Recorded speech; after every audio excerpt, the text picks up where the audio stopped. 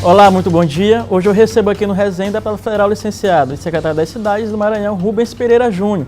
E aqui comigo, como sempre, o radialista Robson Júnior. Hoje eu vou fazer diferente, Robson. Passa a primeira pergunta para você. Rubens, bem-vindo aqui ao Resenha, mais uma vez. Eu vou começar por uma pergunta que me fazem por aí também. O que um deputado federal, que poderia muito bem chegar à liderança lá em Brasília, o que o tira de lá e traz para São Luís? Qual é a tua motivação? Qual é esse momento? Porque isso envolve família, porque, poxa, estar em Brasília, estar próximo aqui, são coisas, não é? Agradam muito as pessoas estarem na sua própria cidade. Mas qual é o seu sentimento dessa de ter sido eleito de uma forma tão boa e vir para São Luís imediatamente? A primeira coisa foi uma alegria imensa quando o governador Flávio Dino nos convidou para integrar o seu governo.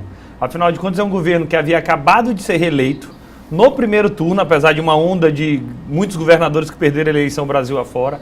Portanto, é um governo aprovado pelo povo, com um grande time, que vem fazendo um grande governo e para integrar esta seleção. Eu imagino isso, o secretariado do governo Flávio Dino é participar de uma seleção. Então foi um convite que muito me honrou. Além disso, tem uma questão. Eu já tive 2 mandatos como deputado estadual, estou no 2º mandato como deputado federal. Modéstia à parte, eu dei conta das minhas funções no Legislativo. Só que nós não podemos ficar maduro na árvore do Legislativo apenas. Tem que também amadurecer na árvore do Executivo. Eu tinha que passar por esse aprendizado.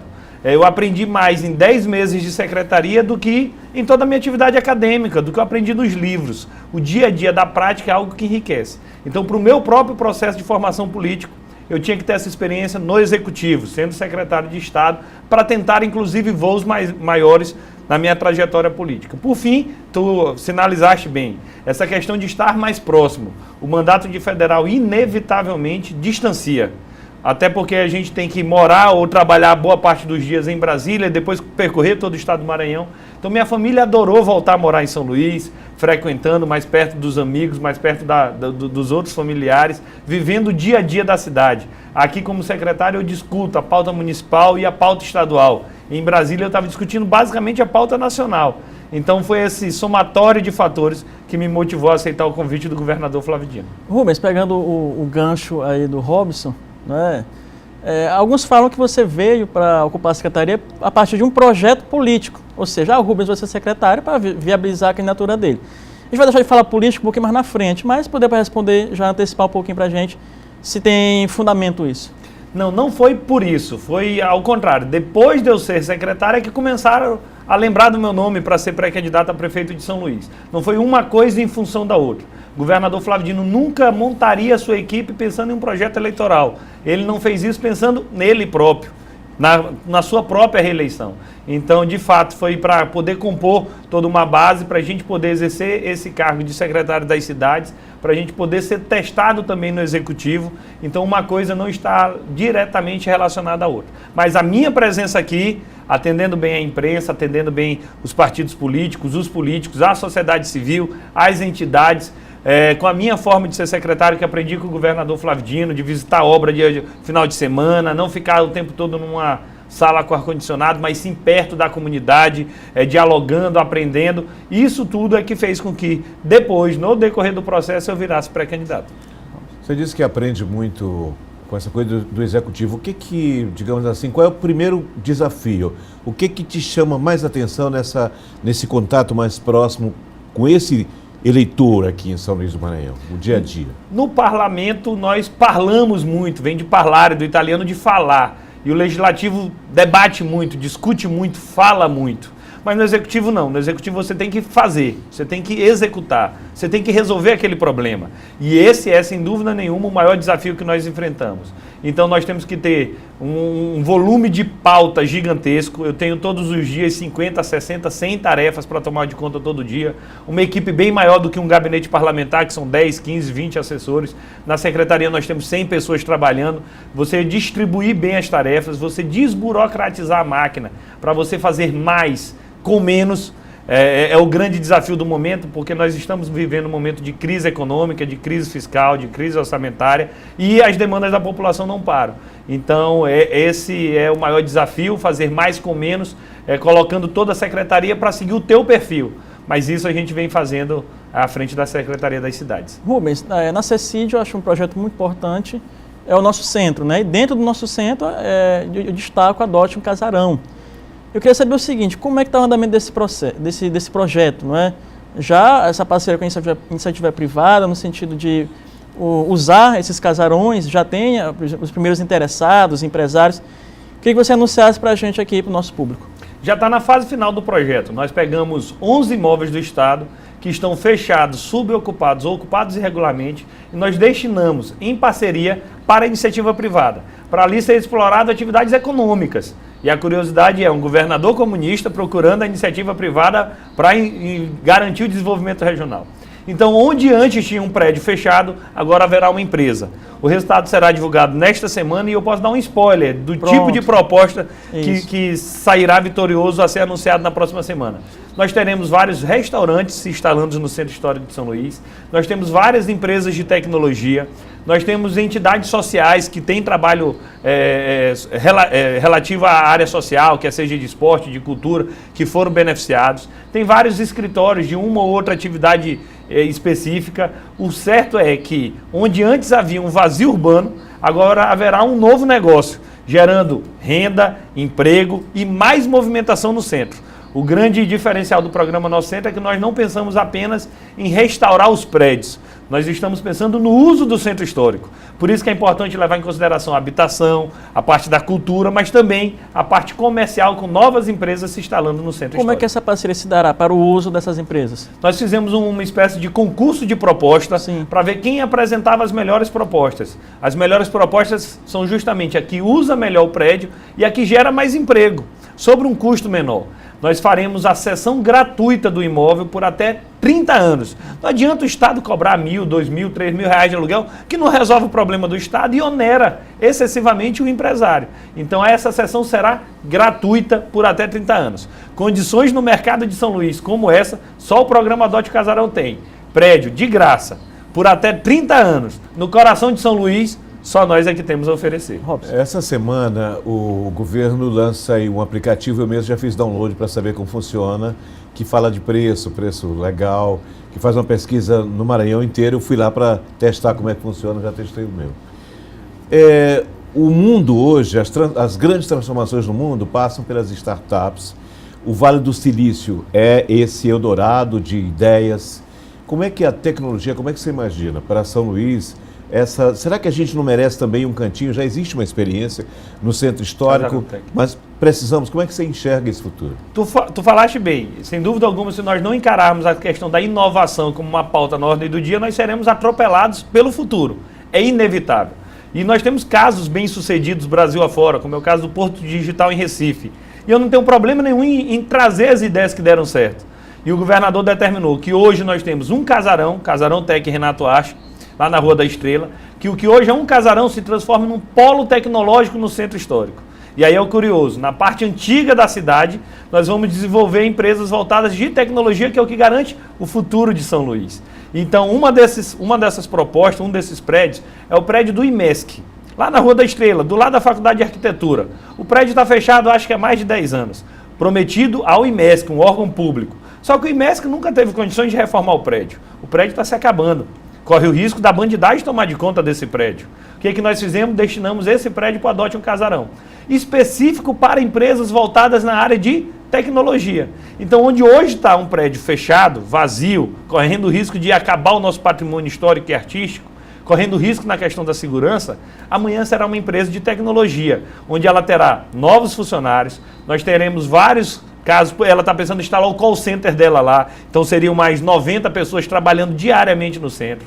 Essa empresa da proposta vencedora já assumiu um compromisso de que vai fazer parceria com a UEMA para levar o jovem da UEMA que precisa de um estágio para atuar no centro histórico. E eu estou te dando o exemplo de um prédio a mais. O governador determinou que nós tenhamos um polo tecnológico. Então hoje é um prédio, amanhã serão 2 com a Adote Casarão, mas certamente nós teremos várias empresas de tecnologia instaladas no centro histórico de São Luís. Rubens, política de moradia. Ainda é um déficit muito grande, especialmente em São Luís, claro, e a sua parte é responsável também por esse setor, né, por esse incentivo, fomento em relação à moradia, claro, em parceria com o governo federal. Queria que você explicasse aqui para a gente quais são as ações que estão sendo tomadas pela CECID, no sentido aí de proporcionar, né, digamos assim, a casa própria, juntamente com os programas do governo federal e aqui do estado. Olha, na parte de habitação nós dividimos em 4 eixos na Secretaria das Cidades. O primeiro é o da regularização fundiária, é garantir a titulação dos terrenos. As pessoas moram na sua casa há 5, 10, 20 anos e não tem a documentação. Então um programa nosso é dar esse título de propriedade para essas famílias, de baixa renda. A gente já entregou mais de 7 mil títulos pela Secretaria das Cidades, mais de 1.000 ano passado, por exemplo, na Cidade Olímpica, e muito mais serão entregues esse ano. O segundo eixo é de melhoria habitacional. Porque construção de casa é caro, John. Então a gente tem um programa de melhoria habitacional, é o Cheque Minha Casa. Nele o governo doa R$5.000 em material de construção para famílias de baixa renda fazerem sua reforma. Quem tem dinheiro acha R$5.000 pouco, mas para quem não tem sabe a transformação que é isso na casa de uma pessoa. A gente pede para dar prioridade para instalações sanitárias, banheiros, que é justamente porque aí já cola com saúde, já cola com saneamento, já melhora o IDH da cidade. E a gente pede também para casar com acessibilidade, porque nós damos prioridade para deficiente. Eu visito regularmente a casa dos beneficiados, João. É cada história de vida incrível. É um carroceiro que ficou cego, não tem como trabalhar e a casa estava caindo. É uma senhora que ela mesma vai lá e mexe a massa, porque não tem como contratar um pedreiro. É o Vicente, que é cantor, estrelou o musical João do Vale, foi beneficiado com cheque, morador lá do Lira. E assim, são inúmeras famílias que são beneficiadas com o programa do Cheque Minha Casa. Terceiro eixo é habitação rural. Nós estamos construindo casas na cidade do Mais IDH. Nas cidades mais pobres do Maranhão, lá tem um programa da Secretaria das Cidades do governo Flávio Dino para a construção de casas. E o quarto e último ponto é a habitação urbana, em São Luís. Essa temos que registrar. Teve um avanço maior no período do governo do presidente Lula. Com o presidente Bolsonaro houve uma queda drástica dessa política pública e de muitas outras. Mas mesmo assim nós temos programas iniciados ou com o Lula ou com a Dilma que serão concluídos agora, no próximo mês, entre fevereiro e março. Então nós vamos entregar aproximadamente 1.700 apartamentos. Temos para destacar o residencial José Chagas, ali atrás do BAS, do lado da Ilhinha, que são vários apartamentos, e também o Jomar Moraes, lá no sítio Piranhenga. Só o Jomar Moraes são mais de 1.100 apartamentos. Boa parte desses beneficiados, João, estavam nas palafitas aqui à margem do Rio Anil. Então a gente tira, ou embaixo da Ponte de São Francisco, a gente tira os palafitados, a gente derruba as palafitas, coloca em aluguel social e amanhã a gente destina eles para um apartamento digno no padrão do Minha Casa Minha Vida.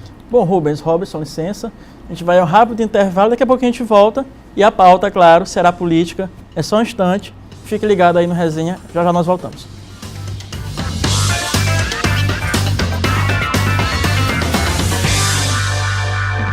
Estamos de volta com o programa Resenha. Nosso convidado é o secretário Rubens Júnior e pré-candidato a prefeito de São Luís. E nessa pauta, Rubens, eu queria te perguntar. PCdoB, 2 pré-candidatos, você e o Duarte Júnior. Mas dizem que o PCdoB tem uma grande preferência. A cúpula do partido, o grupo do governador Flávio Dino, o secretariado pelo seu nome. Já está praticamente definido que você é o candidato do PCdoB à prefeitura de São Luís? Aí eu me remeto a uma passagem da Bíblia, John, que diz assim, tu que o dizes. Na verdade, no PCdoB não haverá disputa, haverá uma construção. É o nosso perfil do nosso partido. A gente dialoga sempre que necessário para poder ter uma construção que fortaleça o nosso partido. O PCdoB, sem dúvida alguma, terá um protagonismo exagerado nessa eleição municipal. Afinal de contas, nós já somos hoje o maior partido do estado do Maranhão. Ainda não somos o maior partido de São Luís, o PDT em São Luís é maior do que a gente. Mas nós sairemos com a maior bancada de vereadores nessa eleição, que se avizinha, pelo time que nós temos lá, pelo time que está formado, tanto time com muitos puxadores de voto, quanto muitos bons candidatos. E isso permite que nós tenhamos, então, esse desejo de também liderar a disputa em São Luís pela sucessão do prefeito Edivaldo. O prefeito Edivaldo, cada vez mais se recuperando na sua gestão, é nítida como a cidade vive por um outro momento, muito fruto da superação da crise financeira. O Edivaldo tem como marca a honestidade, a integridade, a responsabilidade. A gente olha, Brasil afora, várias denúncias de governo que atrasaram salário, que atrasaram fornecedores. Em São Luís há uma certa regularidade fruto dessa dedicação do Edivaldo. O que o permite, inclusive, que ele esteja no jogo de 2022. Afinal de contas, um prefeito que provavelmente elegerá seu sucessor, que sai com bons índices de aprovação, ele será um play importante em 2022. Em relação a pesquisas, como o senhor entende, por exemplo, o senhor que ainda é muito desconhecido aqui em São Luís, ainda não conseguiu um percentual, chegar a 1%, e o Duarte, que é o pré-candidato mais forte do PCdoB e até do grupo do governador Flávio Dino no momento. Claro, esse é um retrato do momento. Como não escolher o Duarte e escolher o seu nome no PCdoB? Pesquisa na eleição de prefeito de São Luís não serve para muita coisa. E quem diz isso é o histórico das últimas eleições. Se nós pegarmos a eleição de 2008, o Flávio Dino, candidato a prefeito, começou a campanha com 2%. E todo mundo dizia que o Castelo venceria fácil, quando na verdade teve um segundo turno entre Flávio Dino e Castelo. Em 2012, quem liderava as pesquisas era o ex-prefeito Tadeu Palácio. O prefeito Edivaldo estava lá embaixo. Ninguém acreditava que ele seria o nosso candidato. Ele foi o candidato e venceu a eleição. Em 2016, quem liderava as pesquisas era hoje o senador Elisiane Gama. Disparada. Todo mundo dizia, o prefeito Edivaldo não tem chance na eleição. O que aconteceu? O Edivaldo se reelegeu. A Elisiane nem para o segundo turno foi. O Braide tinha 2%, ainda foi para o segundo turno. Então, até a última eleição, pesquisa não serviu muito. E eu sou de um grupo político, eu não tenho medo de pesquisa. Se nós tivéssemos medo de pesquisa, o Flávio Dino não teria derrotado o Grupo Sarney. Porque em toda pesquisa, o Grupo Sarney saía na frente. Se nós tivéssemos medo de pesquisa, o Everton e a Elisiane não seriam hoje senadores do Maranhão. Então, a gente está muito mais preocupado com pesquisa qualitativa e com poder de agregação. Para na hora que tiver, que disser assim, começou o jogo, começou a campanha, aí sim, um grande time é que permite que tenhamos uma campanha vitoriosa. Robson. Em se tratando de pré-candidato ou candidato, naquilo que já está sendo trabalhado, naquilo que você tem vivido nessa experiência desses meses à frente, vendo a periferia, acompanhando. Eu sei das visitas lá na Cidade Operária, por exemplo, que é aquela coisa que dizer, ali tem o quê? 130, 140 mil pessoas com bairros do entorno. Qual é o que você tem enxergado nesse momento como sendo, digamos, um principal desafio, o primeiro desafio para São Luís do Maranhão? Olha, a gente está percebendo nessa pré-campanha muitos candidatos procurando lacração, procurando curtidas e likes na rede social. Eu não vou por esse caminho. Meu objetivo é debater a cidade, propostas. Pré-campanha nós não devemos discutir apenas nome dos candidatos ou partidos políticos. Nós temos que discutir a cidade. E seguindo o exemplo do governador Flávio Dino, que criou no Maranhão um movimento chamado Diálogos pelo Maranhão, onde ele percorreu os 4 cantos do estado para montar um plano de governo, nós lançamos um movimento chamado Diálogos por São Luís, com o objetivo de montar um plano de governo para apresentar para a população durante a campanha. Além de saúde e educação, Robson, que são as áreas prioritárias de todo e qualquer governo, nosso plano de governo terá 4 eixos estruturantes. 1. Primeira infância. Nós temos que cuidar das nossas crianças, especialmente de 0 a 6 anos. Nós sabemos que se a criança tiver alimentação, tiver educação, ela vai adoecer menos, ela vai ter mais oportunidade de chegar na universidade, ela vai ter menos suscetibilidade ao crime. Portanto, ou nós cuidamos das nossas crianças agora, ou infelizmente nós perderemos a próxima geração. Isso é discutido no Brasil inteiro. Em São Luís eu sinto que ainda é pouco. Tem que ser colocado na ordem do dia a questão da primeira infância. Segundo ponto, combate à pobreza. A nossa cidade tem regiões muito pobres. E ou é prioridade do governo fazer um governo voltado para quem é mais pobre, para quem mais precisa, ou não serve o governo, não precisa o governo. Governo voltado para quem já tem não faz muito sentido. Eu tenho inclusive um parâmetro, tanto do governo Flávio Dino, como o exemplo de justiça social do governo do presidente Lula. Você pode reclamar do Lula o que for, mas foi um governo voltado para o mais pobre, para quem mais precisa. E eu quero ter como marca no meu plano de governo o combate à pobreza. Combate à pobreza que não é só política assistencial. Se combate à pobreza gerando renda, ajudando, por exemplo, o pequeno empresário, ajudando a melhorar a qualificação da mão de obra, com novos negócios. Isso tudo é combate à pobreza. Terceiro ponto, desenvolvimento urbano sustentável. Aí nós temos que falar de política de habitação, política de saneamento, mobilidade urbana, meio ambiente, nós temos que falar de turismo, esporte. Nós queremos uma cidade mais sustentável, uma cidade inteligente, uma cidade moderna, que não tenha tantos problemas como a gente tem no dia de hoje, que tem que superar. Quarto e último ponto, para poder encerrar, é a questão da inovação. Nós temos que tratar São Luís do futuro. Políticas voltadas com tecnologia, garantindo maior transparência da máquina, garantindo maior eficiência, desburocratizando o Estado. E acredito que com esses 4 eixos, primeira infância, combate à pobreza, desenvolvimento urbano e inovação, nós teremos uma campanha estruturada para debater e encontrar as soluções dos problemas de São Luís. Rubens, PCdoB 2 pré-candidatos. Mais uma vez, você e o Duarte Júnior. Há dentro do partido um comprometimento, um compromisso, uma união de que, por exemplo, se o Duarte não for candidato, ele apoiar. E se você não for candidato, apoiar o Duarte? Eu tenho essa disciplina partidária, porque a minha candidatura não é um projeto pessoal. E é muito ruim quando a política se faz com projeto pessoal. Eu entendo que a política é a arte do coletivo.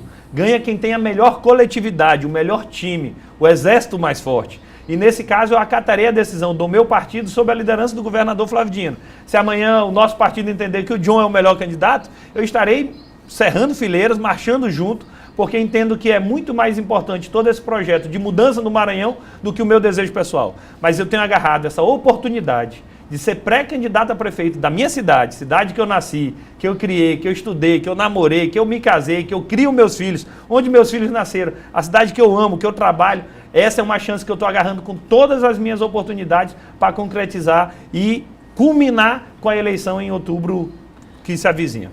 Aliança com os partidos. Nós temos visto aí, Robson, por exemplo, Democratas e PDT já fechando uma aliança no Nordeste, nacional praticamente. E aqui em São Luís, o PCdoB tem a possibilidade de fazer aliança com outro partido?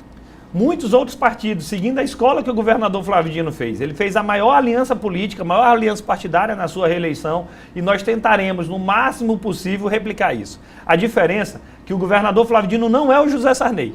Quando havia o período do Grupo Sarney no Maranhão, o Zé Sarney definia um candidato e todo mundo tinha que acompanhar. Com o Flávio não é assim. O Flávio respeita a autonomia de cada partido pode lançar sua candidatura, pode projetar novos nomes, pode trazer suas ideias para São Luís e lá no segundo turno todos nós estaremos juntos. A minha candidatura, a minha pré-candidatura é uma candidatura vermelha. Então eu estou procurando especialmente esses partidos que compõem esse campo ideológico que eu te diria vermelho, especialmente PC e PT, que é um partido que eu tenho procurado dialogar, afinal de contas é o maior partido de esquerda da América Latina, com seus erros, mas principalmente com suas vantagens, com seus acertos, e além disso outros partidos pequenos. Afinal de contas, essa é uma eleição sem coligação e os partidos pequenos hoje têm as melhores chapas de vereadores para a eleição de São Luís. Então, um diálogo amplo, conversando com diferentes atores políticos, lembrando que política não se faz só com político, mas principalmente com o povo, e essa é a marca do nosso diálogo nessa pré-campanha.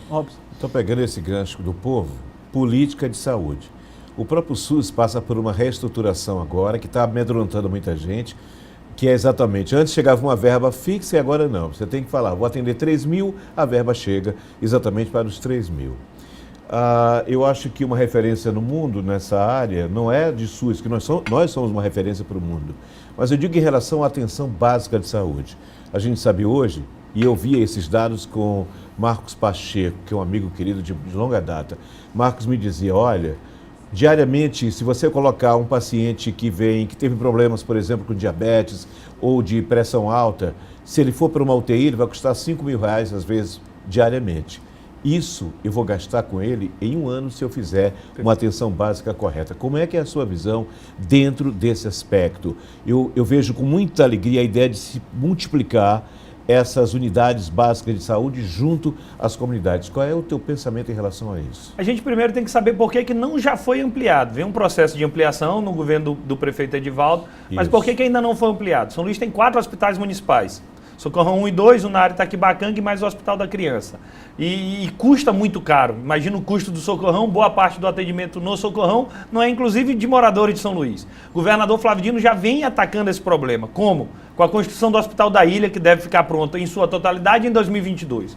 Com o Hospital da Ilha funcionando, você desafoga o Socorrão, inclusive seus custos, o que permite que te sobre mais recursos para investir na atenção básica de saúde, na saúde da família, até mesmo podendo aumentar em 50% a 60% hoje o número de unidades básicas de saúde, especialmente de saúde da família que nós temos. Eu tive, por exemplo, no bairro de Saviana, numa reunião no decorrer dessa semana. E o que o pessoal reclamava? No Saviana nós temos aproximadamente 20 mil habitantes, quando eu digo Saviana e em torno, e não tem uma unidade básica de saúde, não tem um posto de saúde da família. Esse tipo de distorção nós temos que avançar. Já foi feito muito, mas tem que ser feito mais. Concordo contigo que tudo aquilo que a gente puder investir na prevenção, a gente economiza naquele gasto de saúde direto. Então, com o Hospital da Ilha, que o governo do estado já vem construindo, vai nos sobrar dinheiro para poder ampliar o programa de saúde da família. Rubens falou em PT agora há pouco. Só falou poderia ter o PT como um aliado, não é? Aqui em São Luís. É o desejo. E recentemente o Lula deu uma entrevista e apequenou o PCdoB. Disse que o PCdoB é um partido pequeno para ter uma candidatura a presidente da República, né? E que se o Flávio, ele disse, poderia ser um nome, mas poderia ser no próprio PT. Como que você vê isso, né? Essa declaração do ex-presidente Lula, de certa forma descortês, como o próprio disse o líder do PCdoB na Câmara, o seu colega Orlando Silva, né, que fez um artigo criticando bastante as declarações do Lula. Como você vê isso, essa relação PCdoB e PT, se isso pode haver um distanciamento, inclusive implicar aqui em São Luís, né, numa aliança. Como você vê isso em relação também ao próprio Flávio? Você acha que ele teria capacidade de ser candidato pelo PCdoB? Discorda do Lula? Na verdade, eu vejo primeiro a parte boa. O Lula, que é uma grande liderança política do Brasil, reconhece o Flávio Dino como um dos nomes para a eleição de presidente de 2022. Fruto do governo Flávio Dino. Fruto das ações que estão sendo implementadas no Maranhão. Maior contingente policial da história, vários novos hospitais, educação sendo tratada como prioridade, várias escolas profissionalizantes, escola em tempo integral, pagamentos em dia. Então, todos os feitos do governo Flávio Dino que o credenciam para ser pré-candidato a presidente da República. A gente brincava em Brasília que não existe campanha para presidente da República. É muito mais um destino. Então, ao meu ver, quando o Flávio hoje pensa, será se eu posso ser pré-candidato a presidente? Hoje a circunstância é muito melhor, muito mais fácil do que quando ele começou a pensar em ser candidato a governador do Maranhão em 2010, que ninguém apoiava o Flávio. Eu já estava apoiando o Flávio, eu sempre estive do lado do Flávio. Desde 2006, eu comecei minha trajetória política junto com ele. Ele foi meu professor na faculdade, foi meu orientador da minha monografia. Ele me convidou para o PCdoB em 2009, portanto já há muito tempo. Então eu vejo com muita alegria essa projeção que o Flávio, em função do seu governo, tem tido no Brasil. Sobre o tamanho do PCdoB, nós sabemos o nosso tamanho, nós somos um partido pequeno, apenas 9 deputados federais, mas isso não é para ser debatido agora. O que nós imaginamos é que cada vez menos a política no Brasil se debate em função de partidos políticos. Essa questão de que não pode porque o nome é comunismo. A gente ouvia isso no Maranhão e o governador foi reeleito nas 2 últimas eleições. E hoje também é um antipetismo muito grande, né? Um antipetismo muito grande. Então, na verdade, o que nós temos que ter a noção e a percepção nesse momento é que não adianta nós fazermos uma política de gueto, de se isolar, de dialogar apenas dentro da esquerda, tem que procurar o centro para dialogar. O centro que marchou com a ultradireita na última eleição tem que voltar a ser um centro progressista, um centro democrático, para que nós possamos ter um governo que seja voltado para o povo. O que não serve é partido ficar brigando entre si e o povo pagando o pato com um governo que é voltado às costas para o povo. Rubens, a gente agradece a presença aqui no programa Resenha. Robertson, a gente volta na próxima semana. Não teve destaques, né, como de costume, mas o programa fica por aqui. Um ótimo fim de semana para todos e até o próximo sábado, neste mesmo horário, também aqui na TV Difusora. Um grande abraço a todos e até lá.